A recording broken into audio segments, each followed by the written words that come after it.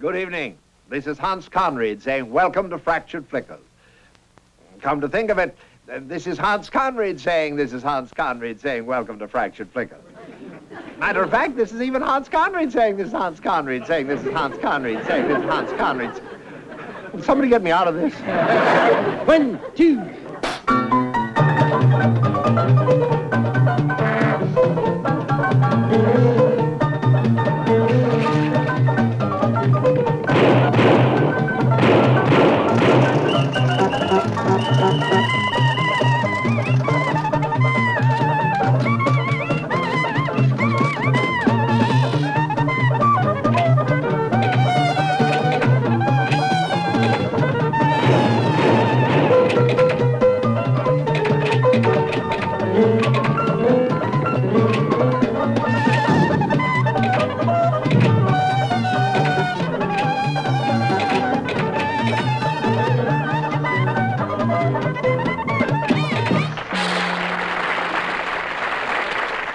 Good evening, and welcome again to Fractured Flickers, the only current television program to meet United States government standards as a disaster area.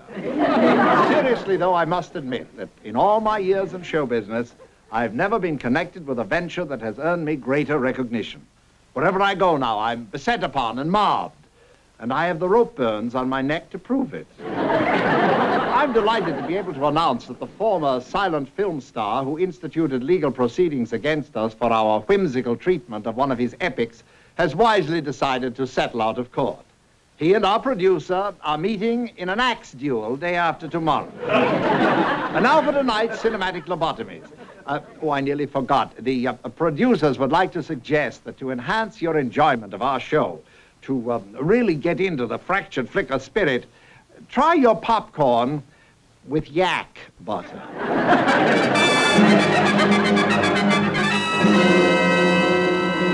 Next week, the fabulous West Point drill team. See them execute difficult and intricate maneuvers. The true story of Nathan Hale, the great patriot who rehearsed his date with destiny. All-star jazz, featuring red pennies and his 5 nickels. Championship golf. See the giants of the links tackle the most difficult course in the world, the beautiful Castro Country Club in Havana. Join host Whitey Goober as he takes us on a tour of Chicago. Actual films of the great Lincoln-Douglas debates. Meet the man who won the nationwide I Look Like Hitler contest. Part 2 of our exciting serial, Whiley Post, Where Are You? The mystery that baffled the nation, is there more than one Lone Ranger? A thrilling scene from King Kong. And finally, a full-length motion picture never before seen on television. Devil Dogs of Dunkirk. Flaming action, a cast of thousands. Fearless doughboys risking their lives against a terrible enemy. 3 years in the making at a cost of millions. Suspense that will leave you breathless. No one will be seated during the last 2 hours. Do not reveal the ending. All this next week at your local theater, probably. Well, now it's the part of the program that I personally look forward to with the most pleasure every week. It's time for my vitamin pill.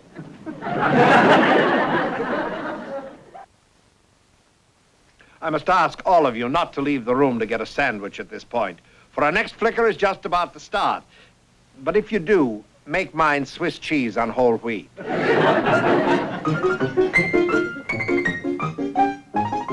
This man of the world, dining at one of our most chic supper clubs, is about to make a fascinating discovery. That people who wouldn't dream of commenting on his taste in neckties, or on how he orders a meal, or even the way he waves his hands when he talks, just can't resist offering all of the advice in the world when he asks the fatal question. Tell me, do you know of anything that will cure hiccups? You bet I do, buddy. I just give you a good scare. Wait right there. Yo! Well, now he has a headache to go with his hiccups.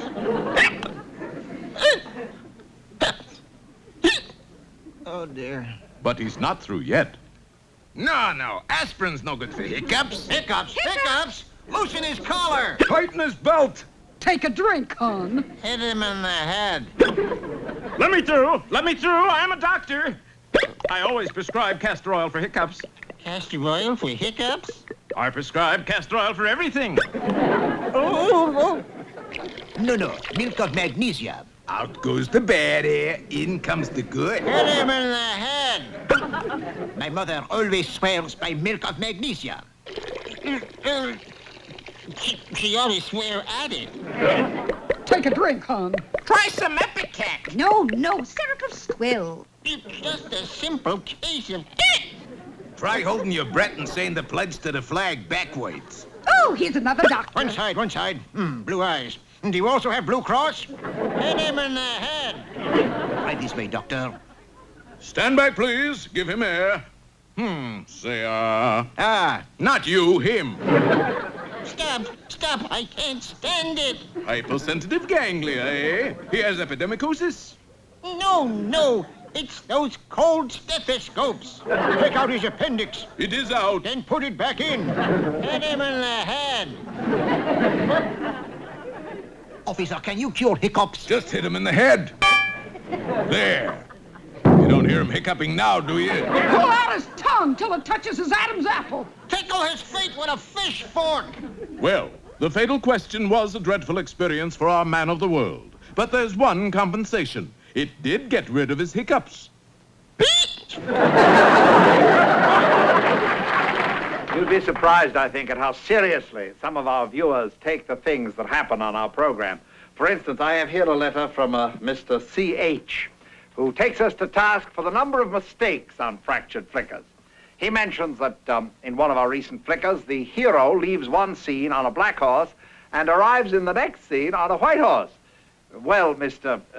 C.H., if that's really your name, I'm afraid you'll have to chalk up that kind of thing to the crudities of silent picture making. You see, early pioneers in this field didn't have our modern techniques of production that permit absolute technical accuracy and thus eliminate any possibility of error. And that's why, with today's modern methods, you never see that kind of glaring mistake on our part of the program. Hey, you the party ordered the schmaltz herring gone dry?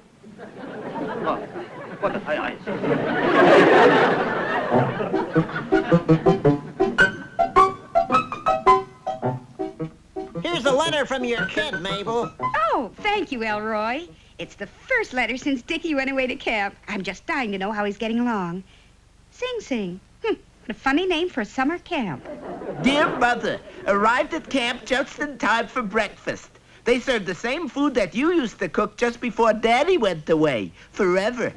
Some of the fellas just skips breakfast and even their milk, which is red and comes from someplace in France. After breakfast, the other kids showed me a new game called Butcher. At first, I didn't want to play, but a big boy named Wallace Perkins talked me into it. He played the butcher, and I was a veal cutlet. Wallace won. After I got out of the hospital, they put on some entertainment for all the kids. It was lots of fun, but no cartoon. The camp counselor wasn't there. He was busy meeting one of the mothers who came to visit her little boy. He's anxious for you to come up here, Mom. There's been a little trouble. Someone has been stealing good conduct medals, and they caught my best friend, Tubby Winters, red-handed. Poor Tubby. I tried to explain it was all a mistake. But they talked me out of it. Lots of excitement yesterday, though. A flash flood washed the bridge away. Also, some of the kids. We got to help fix the bridge. Wallace Perkins tried to play hooky, and the man in the big boat on the lake stopped him dead in his tracks. That's all for now, Mom. Oh, yes, I almost forgot. I was made a member of the Tomahawk Patrol. I will write some more tomorrow if they can stop the bleeding. Love, your son, Dickie.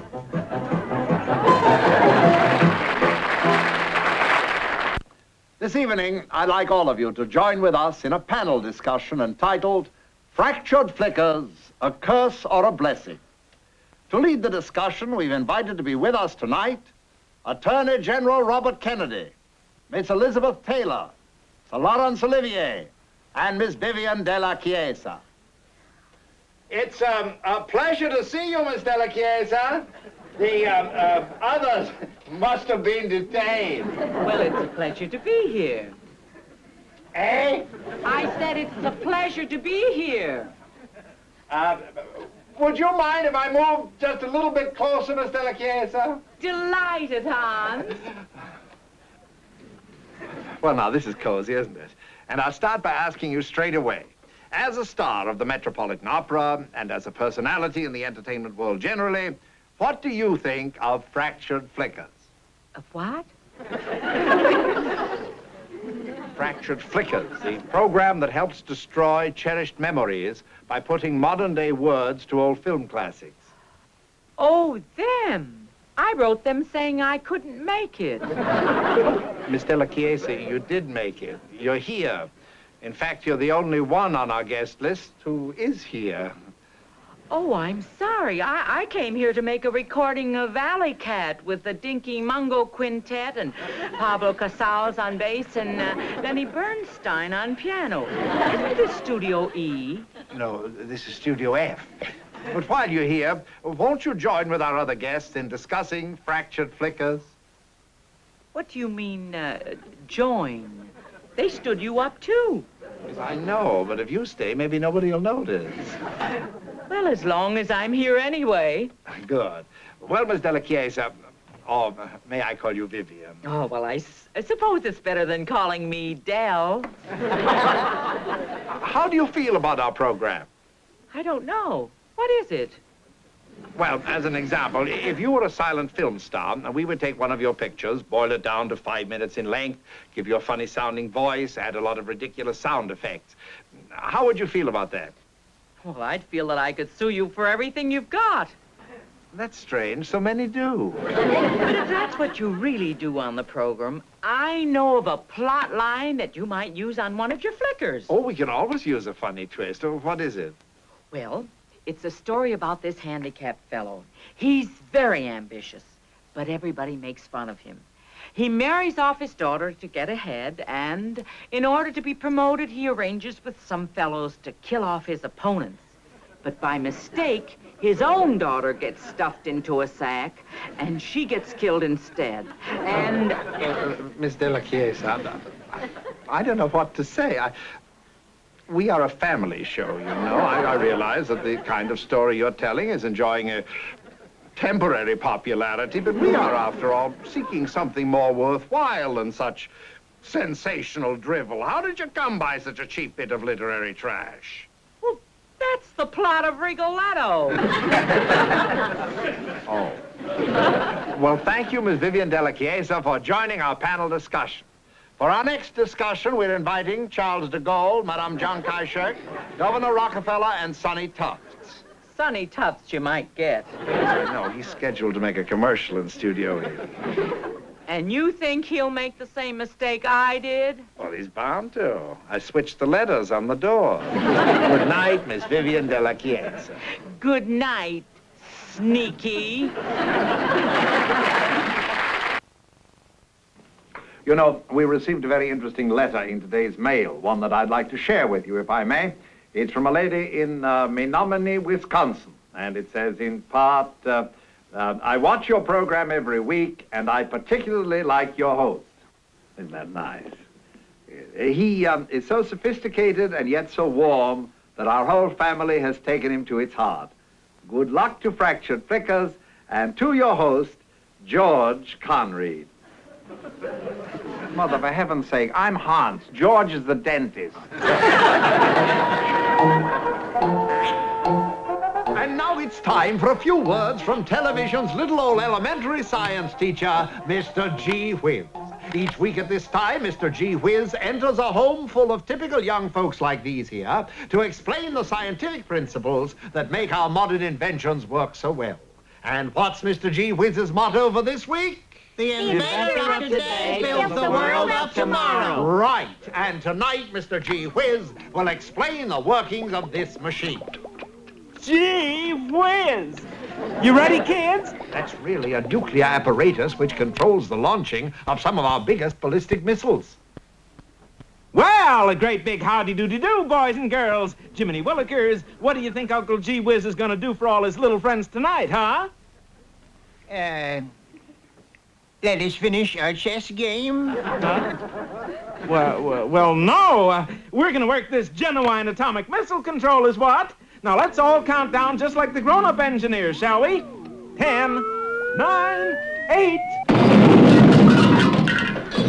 Well, boys and girls everywhere, be sure to watch next week when Mr. Gee Whiz may pay a visit to your very own living room. Heaven knows he'll never come into this one again. And be sure to remember Mr. Gee Whiz's brand new motto.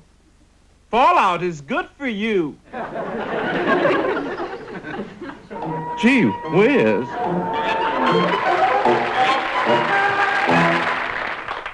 Just a brief safety announcement before our next flicker begins. The fire department's most recent survey indicates that this studio can be emptied in 1 minute and 14 seconds. I said can, not must.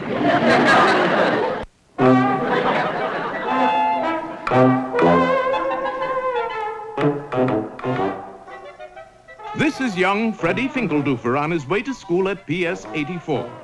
PS 84 was a difficult school to get into. Not that its scholastic standards were high, they couldn't have been lower.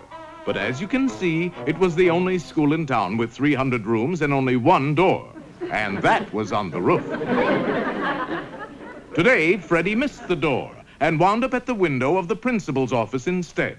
Inside, the principal was talking to Mr. Spinoza, the truant officer. You arrested this man for playing hooky? That's right, the boss. He says he was playing hockey. What's a diff? Diff? I'll show you what's a diff. Spinoza, I want you to go out and catch some real truants. Remember, we have our little ways of persuading you. And with that, the principal pressed a button on his desk. Slowly, the door of the cloakroom slid open, and there stood Mr. O'Brien, the school dietitian. Alfalfa burgers, anyone? Horrified, Spinoza remembered that the cafeteria at PS 84 served only health foods. Lunch, Spinoza? No. For dessert, we got soybean Suzette. Ooh! The principal pressed another button, and Mr. O'Brien went back to whatever it was that he was doing in the cloakroom. Gee, it's just like a play. Now, you bring in a genuine hooky player, or you'll eat in the cafeteria the rest of the semester. That did it. In less time than it takes to tell, Spinoza was back dragging with him Freddie's best girl, Margene Preble. All right, sit down, you. Mr. Twombly. I caught this boy playing hooky. Does he admit it? He won't even admit he's a boy. He's got to confess. Any ideas, Chief? The principal had only one idea, but it was a good one. He pressed the button and opened the cloakroom door, once more revealing Mr. O'Brien. Wheat germ cutlets, kiddo? Now, fess up, young fella, or it'll be the worse for you. Sure, what did I do? Take him away. Clearly, it was time for Freddie Finkeldoofer to come to Margene's rescue. And I would, too, only I'm wearing my good suit. But, Mr. Twombly, I don't know anything about this. I'm not a hooky player. Don't contradict, young fella. You were picked up at the beach. I'm doing a turn paper run surfing. You're putting us on, right? No. Meanwhile, fearless Freddie had changed into his play clothes and was returning to school by way of a shortcut known only to a few students. Unfortunately, one of them was the school bully. Oh, cut it out, Cyril. I'm busy. But Cyril wouldn't take no for an answer. I'm gonna get even with you for putting Sally Brown's braids in the inkwell. I didn't think you even liked Sally Brown. I don't, but I'm crazy about inkwells. Once more, Freddie started off, but on the school staircase, Cyril again tried to stop him. This time, Freddie had to be firm. Ooh. Then, by sneaking in through the faculty lounge, Freddie was able to take Spinoza's henchman by surprise. Gee, I'm surprised. Of course, this uproar was overheard by the members of the Parent Teachers Association, who made a timely entrance. Now you boys stop that. She's in the PTA. Left alone, Freddie was able to reason with the overzealous truant officer. And after I reason with you, I'm gonna reason with the principal. Oop, it's time for recess.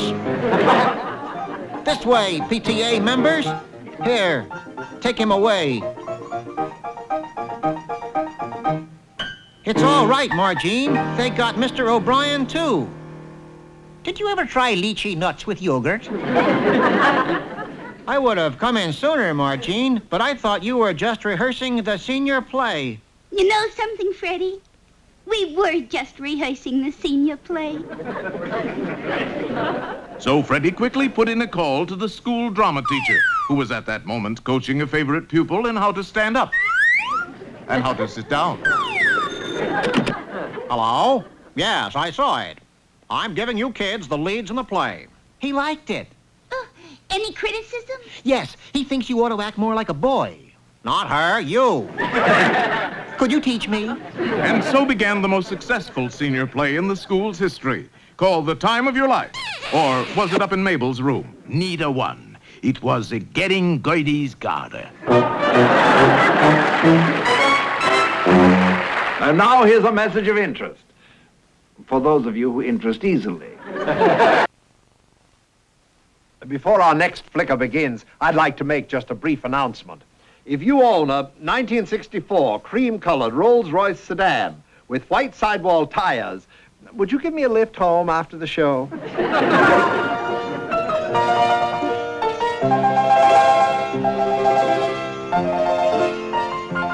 What's the matter, Bunky? You got problems with your wife? You say she's mad at you all the time? Did it all start on the day you got married and you showed up dressed for the wrestling matches instead? And you were wearing your championship belt, the one that Louis Firpo gave you? And after the wedding, you left your wife standing on the steps and drove off with the best man? And did she get mad when you spent your honeymoon at the top of the Mark and Flagpole Kelly had the room next to you? And when the baby came, did you get an offer from Rod Serling to go on Twilight Zone? When you forget to kiss her goodbye in the morning, does she mope around the house all day? Is that what's bugging you, Bunky? Well, cheer up. Keep smiling, be happy, and always remember what this country needs is a 5-cent nickel. Still bugged by your bride, booby? Are you tired of all that nagging? Does the little woman find fault with every mistake you make? And no matter how nice you ask her, she won't get off your back? And neither will her mother and her 8 ugly sisters? Is that your problem, booby? Do you take her to a restaurant and then sit there and play with your food? Does that make her grit her teeth, Bunky? Or is it that you joined the Birdwatcher Society and she found out all you watched were chicks? When your brother-in-law swallowed your gold watch, did she come along and stop you just as you were reaching for the fob? And when you ask her for a straight shot, does she chase you out in the garden and give you 6 of them? And though she misses with 5, the one she hits you with is a dum-dum? Well, cheer up, keep smiling, be happy, don't sulk, and remember the Alamo.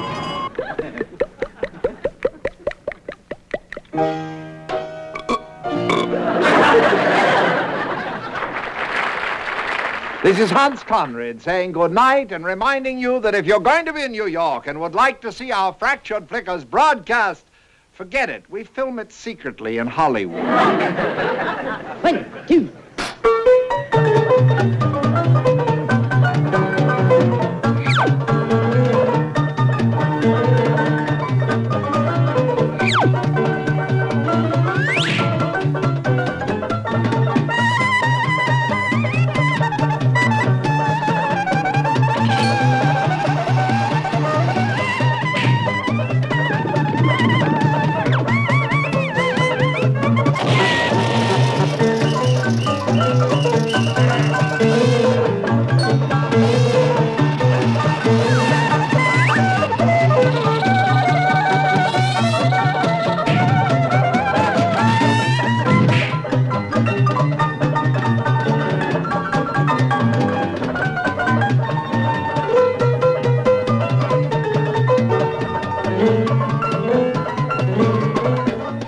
This is Hans Conrad saying good night from Fractured Flickers and urging you to stay tuned to this channel for the program that follows immediately.